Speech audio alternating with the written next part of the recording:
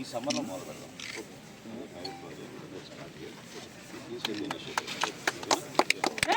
అకాల వర్షాల వల్ల రైతాంగం అపార నష్టం కలిగింది. అయితే ప్రభుత్వం ఖచ్చితంగా రైతుకి ఆప్తమిత్రుడుగా ధైర్యం నింపే విధంగా మా కూటమి ప్రభుత్వం గౌరవ ముఖ్యమంత్రి గారు చంద్రబాబు నాయుడు గారు అదేవిధంగా పవన్ కళ్యాణ్ గారు ఇచ్చిన సూచనలతోటి ఈరోజు జగ్గంపేట నియోజకవర్గంలో గౌరవ శాసనసభ్యులు నెహ్రూ గారి పిలుపు మేరకు ఈ ప్రాంతంలో గ్రామాల్లో పర్యటిస్తూ ఉన్నాం. ఖచ్చితంగా ధాన్యం ఎవరైతే ఎండబెట్టడానికి కోసం ఆరబెట్టడానికి కోసం నిలబెట్టుకున్నారో ఈ వర్షాల వలన తడిసిన ధాన్యం ఖచ్చితంగా ప్రతి గింజ కొనే బాధ్యత ప్రభుత్వం తీసుకుంటుంది. ఇందులో మాత్రం ఎవరికి కూడా అపోహాలు అవసరం లేదు.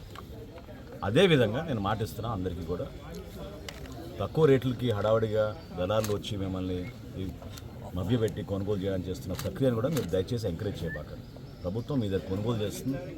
ఉదాహరణకి గత సంవత్సరం పోల్చుకుంటే ఇదే రబీలో గత సంవత్సరం ప్రభుత్వం కొనుగోలు చేసింది కేవలం 25,000 మెట్రిక్ టన్నులు మన జిల్లాలో, కాకినాడ జిల్లాలో.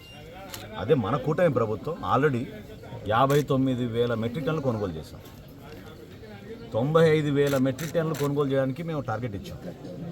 ఇప్పుడే ఉదయం జేసీ గారితో అధికారులతో మాట్లాడిన తర్వాత తప్పకుండా ఈరోజు మధ్యాహ్నం 3 సమావేశంలో అవసరమైతే ఇంకొక 50,000 మెట్రిక్ టన్నులు పెంచడానికి సిద్ధంగా ఉన్నాం. గౌరవ శాసనసభ్యులు నెహ్రూ గారు కూడా ఇప్పుడే మాట ఇచ్చాను. 250 మెట్రిక్ టన్నులు కొనుగోలు చేయాలి ఈ మండలంలో అవసరం చెప్పారు. 250 కాదు, అవసరమైతే 350 మెట్రిక్ టన్నులు కూడా కొనుగోలు చేస్తామని నేను హామీ ఇచ్చాను. తప్పకుండా రైతాంగానికి మాత్రం మేము నిలబడతాం. ఎవ్వరూ ఎటువంటి ఇబ్బందులు కలగకుండా మీరు ఒక నమ్మకంతో కొంచెం ఈ 2 రోజులు ఎండలు బాగానే ఉంటాయి కాబట్టి ఎక్కడ కూడా మీకు తేమ శాతంలో పొరపాటు జరగకుండా, గోతాల విషయంలో మీకు పొరపాటు జరగకుండా మీకు రావాల్సిన కనీస మద్దతు ధర వచ్చే విధంగా ప్రభుత్వం నిలబడుతుంది. నిన్న కూడా నేను చెప్పాను పత్రికా సమావేశంలో, మూర్ఖంగా ఈరోజు కొంతమంది మాట్లాడుతున్నారు, దుర్మార్గంగా మాట్లాడుతున్నారు. గత సంవత్సరంతో పోల్చుకుంటే వైఎస్ఆర్సీపీ ప్రభుత్వం కన్నా మేము 11 లక్షల మెట్రిక్ టన్నులు అదనం కొన్నాం. 11 లక్షల మెట్రిక్ టన్నులు రాష్ట్ర చరిత్రలో మొట్టమొదటిసారి 11,300 కోట్ల రూపాయలు రైతుల ఖాతాలోకి జమ చేసేసాం. ఇంత భారీ ఎత్తున ఈ ప్రక్రియ జరుగుతున్నప్పుడు ఈ దురదృష్టమైన ఈ వర్షాల వల్ల కొన్ని సంఘటనలు, కొన్ని ప్రాంతాలు జిల్లాలో కొంచెం అలజడి ఉంది.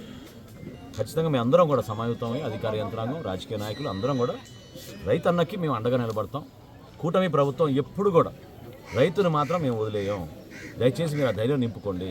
ఆ భరోసా మీరు ఖచ్చితంగా నమ్మాలి. ఎక్కడైనా సరే, ఏ మండలంలో సరే మీకు ఇబ్బంది కలిగితే స్థానిక అధికారులకు చెప్పండి. తప్పకుండా ఎన్యూమరేషన్ చేస్తాం.